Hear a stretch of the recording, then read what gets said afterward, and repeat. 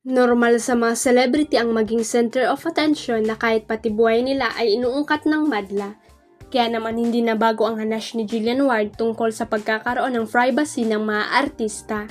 Sa interview ni Boy Abonda, siyang actress, sinabi niya na deserve naman nilang mag-celebrity na magkaroon ng mga bagay na hindi dapat i-share sa public. Kasi tao lang din naman po tayo, lalo po yung ibang mga artista talaga, sobrang pinoprotect po nila yung privacy nila. Pero minsan wala po silang magawa, sabi ni Jillian. Dati nga ay pinag-usapan ang tungkol sa mga post niya kung saan question ang mga pineflex niyang luxury cars at engranding debut. Pero kung tutuusin, afford naman ni Jillian ang mga lalo't matagal na rin siya sa showbiz, di ba?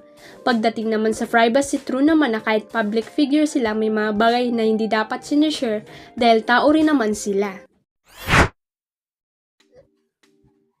Trending ngayon ang paglilinis ng social media personality na si Diwata matapos ang paglilinis nito sa Manila Bay.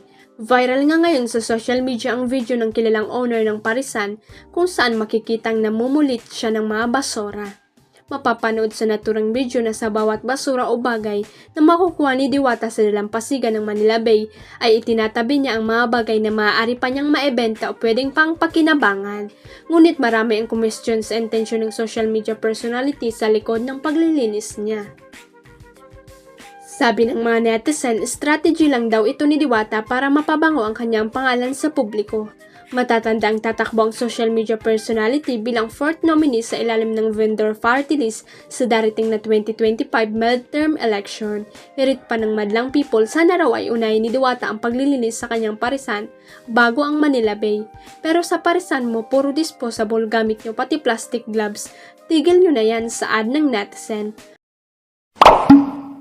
Huwag kalimutang i-click ang subscribe button at i-ring ang notification bell para sa latest at legit chika updates.